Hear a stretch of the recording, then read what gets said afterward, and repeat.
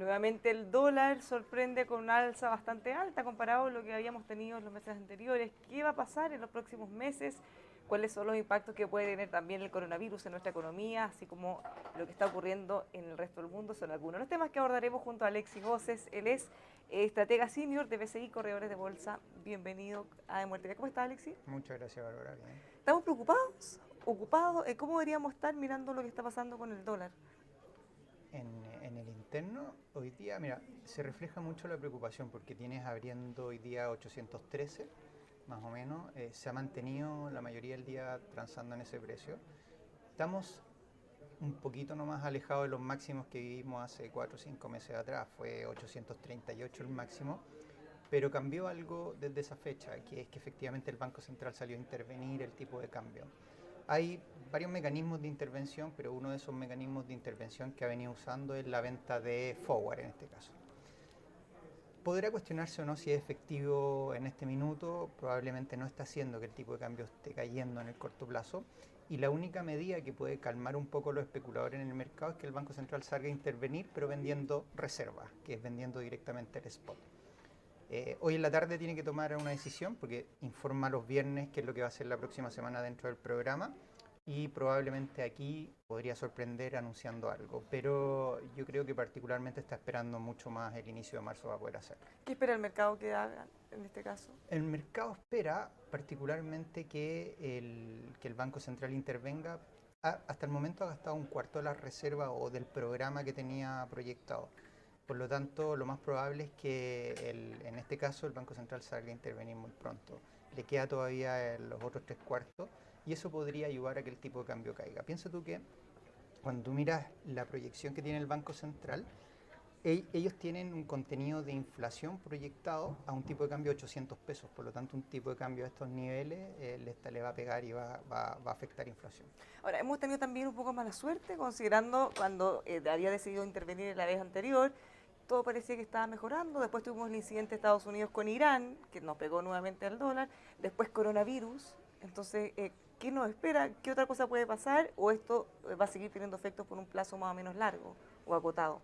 Hay un montón de riesgos en el mercado. Efectivamente, tú dijiste lo de Irán, que eso partió hace un tiempo atrás. Tienes todo el riesgo local. Ahora nos encontramos con el coronavirus. Pero hay distintas etapas. Por ejemplo, si uno toma la guerra con Irán, eso está y siempre va a estar.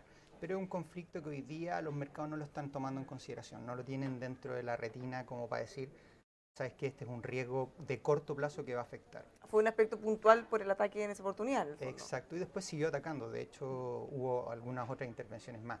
Pero eso el mercado lo dejó pasar rápido. Después viene todo el efecto del coronavirus, que ahí hay una incertidumbre, porque tú dices, bueno, ¿cuál es realmente el efecto? Si uno mira, las tasas de mortalidad son mucho menores las tasas de mortalidad a otros virus que han afectado anteriormente. Por lo tanto, el mercado lo que está es preocupado en relación a cuánto realmente va a afectar en términos de exportación, crecimiento del mundo, entre otras cosas. Las últimas proyecciones que habían era que el coronavirus podría estar afectando entre un 0,3-0,4% del PIB mundial, o el PIB de China particularmente, que tiene un gran componente del mundo. Eh, Probablemente sea mucho menor a eso.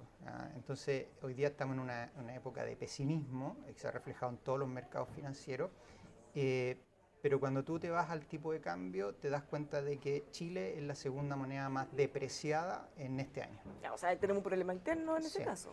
Tiene, tiene realmente Brasil cayendo casi un 8% en depreciación de su moneda. Está en unos niveles también más altos. El Banco Central en Brasil está interviniendo su moneda, por lo tanto, es una señal de que otros bancos centrales también están generando una intervención. Después tienes al Banco Central de Chile, que efectivamente tiene su programa de intervención y lo que podría hacer es aumentarlo ahora con esta venta de spot.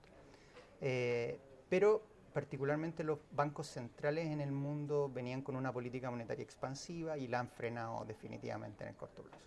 ¿Y qué pasa en el caso de Chile? ¿Por qué se explica que nuestra moneda esté más depreciada que casi todas las del mundo? Mira, tienes un gran componente del riesgo interno. Desde lo que pasó de octubre en adelante, tienes incluido aproximadamente entre 80 pesos, más o menos, casi 100 pesos de ese riesgo. De todos esos 100 pesos que estaba, por ejemplo, el tipo de cambio estaba a 710, hoy día está a 810. Entonces, tienes 70 pesos que son de riesgo interno. De esa parte se va a quedar un gran porcentaje, no va a retroceder completo. Por lo tanto, los niveles de equilibrio deben estar más o menos en torno a 760, 770 pesos. O sea, eso debiese ser tomando en consideración los riesgos internacionales y externos. Lamentablemente, el virus le ha pegado en términos de incertidumbre y lo ha levantado. Pero eso podría ser más transitorio de lo que pensamos. Entonces, ahí el Banco Central, si es que efectivamente estos son los niveles de intervención, podríamos perfectamente ver una caída hacia los niveles de equilibrio. Ahora, distintos analistas están considerando que Chile sería uno de los países más afectados por los efectos económicos del coronavirus, pensando en la exposición que nosotros tenemos con la economía china, el fondo indirecto y directamente. ¿Lo ven así ustedes? A ver, si uno toma el coronavirus como tal, no hay ningún infectado en Latinoamérica, hasta el momento.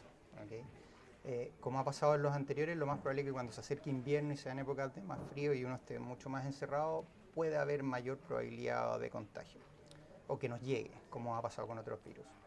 Pero hoy día el 80% más o menos de la concentración de aquellos que están infectados están en Asia, en su mayoría, y están más o menos controlados en términos de la exposición que tienen. Ahora, tienen cerrado puertos, por ejemplo, tienen cerrado aeropuertos, y ahí el gobierno chino lo que está haciendo es intervenir, metiendo un incentivo monetario para que ese sector en particular no se vea tan afectado. Ya, pero nosotros, más allá de la enfermedad en sí misma, el hecho de que China esté trabajando media máquina, nos comentaba el embajador chileno en China que pese a que el gobierno lo único que quiere es reactivar la economía lo más rápido posible, la gente no quiere trabajar, tiene miedo, no quiere salir de sus casas, entonces obviamente eso está impactando nuestra economía desde que haya problemas en los puertos, desde que tengan menos demanda por productos que nosotros les enviamos. En ese sentido nosotros estamos más expuestos. Gran parte de nuestra exportación es cobre, Sí. y nuestro principal comprador es China. ¿Y el cobre se ha visto afectado también? Sí, de hecho estaba en torno a $2,6. Fíjate que hay algo interesante ahí, porque antes del coronavirus tú tenías el cobre en 2,92, se estaba acercando a los $3. Era bastante bueno para nosotros. Todos esos fundamentales detrás del cobre se mantienen, no hay ninguna variación. Por lo tanto, toda la caída que tuvo es representación un poco del efecto de incertidumbre por el virus. Si el virus se reduce ese riesgo, lo más probable es que el cobre se vaya hacia arriba mucho más rápido, no tratar de buscar o acercarse a los niveles que estaba antes de este problema. Y eso podría ayudar también a descomprimir el tipo de cambio. Nosotros hicimos sensibilizaciones, dijimos, a ver ya, como nuestra exposición está en China, ¿qué pasa si nosotros en las exportaciones las llevamos a cero? Y las importaciones las llevamos a cero, que es el escenario extremo, que no les compramos ni tampoco les vendemos. Y ese efecto particularmente tendría una contracción en términos económicos acá local de más o menos un punto porcentual. O sea, 100 puntos base menos. O sea, si crecemos un 1, estaríamos un 0. Solo por el efecto de exposición a China. Sí, pero eso es muy extremo. Ahora, Es claro, el decir, no va a pasar. el decir, ¿sabes qué? No le compramos ni le vendemos, está cerrado todo. Entonces, pero igual permite medir el nivel de exposición que tenemos, sí, más allá de que no ocurra. Sí, y si tú, por ejemplo, no le exportas nada y solo importas, ahí se acentúa mucho más la caída. Podrías tener caídas mucho mayores en crecimiento. Y por el otro lado, si nosotros, por ejemplo, hubiese una compensación, los efectos serían mucho menores. Ahora, muchos tienden a pensar de que la bolsa es un termómetro de todo esto, como los riesgos. En Latinoamérica no hay ni un infectado hasta el minuto, pero las bolsas más afectadas son las latinoamericanas. ¿Y Chile cómo se explica es una eso? de las más. Un poco por los escenarios, o sea, el trade-off que hay, todo nuestro socio comercial que es Asia y que nos compra bastante, pero particularmente es mucho más incertidumbre lo que hay detrás de eso en bolsa. ¿Qué es lo que ha pasado? Que cuando tú ves los datos económicos no han caído tanto, no hay una relación de exposición a sector económico tan fuerte.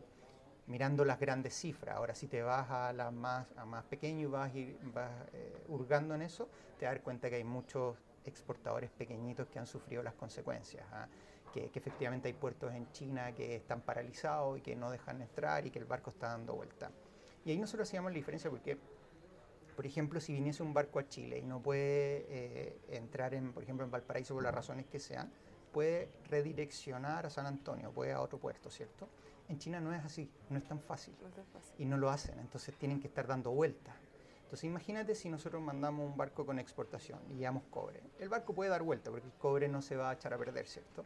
Pero si llevamos fruta, lo más probable es que dando vuelta, dependiendo del tiempo, puedan incluso echarse a perder y eso afecta toda la cadena que hay detrás de eso, que se pare el barco, exporte, llegue un comprador chino, agarre todo eso y lo vaya a vender. Entonces ahí podría haber un efecto muy dañino. ¿Cuánto se estima? 0,3 más o menos de crecimiento. Ahora nosotros acá el impacto todavía no lo medimos. Vamos a tener la cifra en marzo.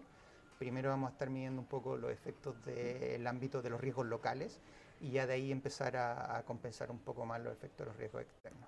Ahora, el coronavirus se está haciendo todo lo posible para que el impacto sea ya sea lo menor y lo más corto en el tiempo posible. Probablemente en un par de meses pudiéramos salir de ahí. ¿Qué otros riesgos tenemos que estar atentos? ¿Qué otras cosas nos podrían perjudicar desde el punto de vista externo en el caso de Chile? Mira, en efecto tipo de cambio, tú tienes que efectivamente el tipo de cambio más alto, si se sostiene sobre estos niveles, va a tener un efecto sobre la inflación. ¿Ustedes ven pisos ¿En próximos inflación o techo? pensando en dólar? ¿A tipo de cambio? Sí. Mira, tenemos nosotros en torno a, pensando en marzo, que esté más cerca de 800, 780, 790.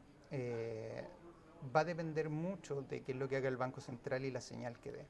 Si efectivamente da una señal de seguir vendiendo spot, que lo podría hacer, va a descomprimir bastante el tipo de cambio y ahí podría volver a niveles actuales. Fíjate, una de las preguntas que es bien interesante es decir, y que siempre la hacen es, bueno, ¿cuándo va a intervenir el Banco Central? Sí, ¿Qué variables mira esperando? el Banco Central? Eh, hay un montón de variables, no sabemos cuál es la que pesa más en la decisión en un momento u otro, pero por ejemplo si miras volatilidad, es un poco ambiguo la palabra, pero si tú miras los movimientos del tipo de cambio cada vez se han exagerado más, eso ejemplifica la volatilidad. Cuando intervino el Banco Central en noviembre, la volatilidad estaba en 16%, 17%. O sea, eso se estaba moviendo el tipo de cambio en los últimos 30 días, 90 días. ¿Y ahora? Por lo tanto, eso hoy día es un 14%. Estamos muy cerca de esos niveles. Entonces tú podrías decir, bien, si tomas esa variable, hay una mayor probabilidad de que el Banco Central intervenga. Piensa tú que los niveles normales de volatilidad en Chile están en torno a un 8 o 9%. Por lo tanto, en un efecto lo duplicaste casi. En la crisis, en el 2003, cuando fue Argentina, después de las Torres Gemelas, o incluso en el 2008, esa volatilidad llegó a 24 o 25%. Crisis. Crisis, total. Ya. Después te vas a otra que es cómo está la moneda con sus socios comerciales, con Brasil, con México, con Australia, o aquellos que exportan también y que depende harto, por lo menos en el término interno. Y ahí te das cuenta que en la última parte esas monedas están igual de depreciadas que el peso. El real, ponte tú, está perdiendo un 8%, el peso chileno un 7% y las demás en torno a un 4, 3,5%. Ahora, eso podría desincentivar ese factor, esa variable podría desincentivar una intervención. Ahí podría decir, el Banco Central podría decir, mira, lo que ha subido, también lo han mostrado esas depreciaciones por fuera. Podría ser, pero creo que gran parte de las proyecciones que había hecho en el último informe tienen considerado escenarios menores a los que estamos teniendo hoy día. Ahora hay una mejor expectativa porque definitivamente crecimos más de lo que estaba esperándose en el último trimestre. Éramos bastante pesimistas en el crecimiento del último trimestre del año pasado y nos sorprendió por lo menos positivamente. O por lo menos no tan bajo como No se tan esperaba, malo como se claro. esperaba. Y la inflación, porque en la medida que siga subiendo el tipo de cambio, se hace más caro el costo de vida también y eso repercute por el lado. Miren, en inflación tenemos nosotros febrero 0,2, que no es tan distinto a lo que tiene el mercado, y 0,4 en marzo. Los riesgos inflacionarios probablemente vengan hacia más adelante, en torno al segundo semestre. Si tú tomas todos los febreros, todos los marzos, las inflaciones que estamos esperando no es tan distinta al histórico. Por lo tanto, tú dirías, bien, ahora no está teniendo ese efecto todavía en la inflación, pero probablemente venga más adelante. De hecho, el Banco Central tiene que la inflación puede acercarse a 4 este año como escenario, 3,7 más o menos, pero eso es considerando un tipo de cambio en torno o levemente por debajo de 800. Entonces, si tú tienes un tipo de cambio alejándose, subiendo más que eso, esas proyecciones pueden empeorar. O sea, podrías tener una inflación incluso tocando 4, un poquitito por sobre eso. Y en este equilibrio de todos los platos al mismo tiempo también tiene que ver qué pasa con la tasa de política monetaria.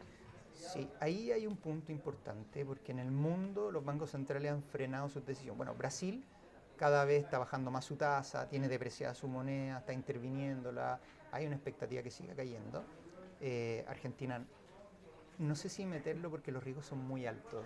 Del Fondo Monetario, lo más probable es que lo lleven al default. Y eso también es un riesgo, pero ¿Cómo se lee esas declaraciones? Porque el presidente de Argentina salió contento diciendo que habían encontrado varios puntos en común, pero por su parte el Fondo Monetario Internacional dice que prácticamente no van a pagar esa deuda y que eventualmente pasan a esta categoría. sí, fue divertido eso porque el presidente estaba afuera tratando de De llegar a un calmar. acuerdo y la vicepresidenta por dentro está diciendo que no iban a pagar. Conociendo un poco la historia y las veces que han entrado en recesión y cómo se han comportado, sí hay una alta probabilidad que entren en default. Pues le están pidiendo a los bonistas que efectivamente se protejan o que incluso hagan la pérdida. Que eso es muy difícil de hacerlo como inversionista, pero Y ahí nuestras empresas chilenas que están expuestas en Argentina tienen un riesgo van a tampoco. sufrir, sí. Ahí tenemos por lo menos entre 4 o 5, cada una tiene exposiciones distintas, pero van a tener un impacto. Ahora, Argentina desde hace bastante rato atrás que nosotros la estamos llevando a cero, o sea que no nos genera ningún efecto positivo. Tiene un tipo de cambio depreciándose muy fuerte, por lo tanto eso, si tú tienes tus ingresos en pesos argentinos te afecta cuando te los traes. En Brasil también hay un efecto negativo, ha caído, se ha depreciado la moneda, también hay un efecto negativo sobre las empresas locales que tienen exposición allá. Y si te vas a Chile, hay riesgos también internos que también afectan los ingresos locales. Entonces, cuando tú tratas de buscar algún refugio, la verdad que cuesta bastante encontrar alguna. Nosotros ahí lo que estamos haciendo es tratar de encontrar acciones o empresas que sus ingresos sean de afuera e idealmente en dólares, que no esté expuesto ni a riesgos locales e idealmente no ni Argentina ni Brasil. Ahora, ese mismo escenario complejo es el que ven los inversionistas que lamentablemente han optado por otro mercado que no es nuestro, si miramos las cifras de inversión, como han caído. Sí, de hecho hoy día aparecía en una de las notas de acá, creo que era el Mercurio Inversiones que traía, cuánto habían desinvertido de los fondos mutuos desde octubre hacia la fecha. Y la cifra es tremenda, son más de 5.000 millones de dólares, es mucha plata. Tú vas a tener un componente local con mucha incertidumbre y esos inversionistas pequeños van a querer salir de alguna forma, invertir en otros instrumentos, sacar la plata y mantenerla en caja, sacar la plata hasta que se arregle y de alguna forma buscar. Hay múltiples alternativas. La mayoría está tomando la decisión de ir a mercados desarrollados porque en cierto sentido hay un resguardo porque están funcionando bien, por lo menos los últimos 2 o 3 años han andado bastante bien.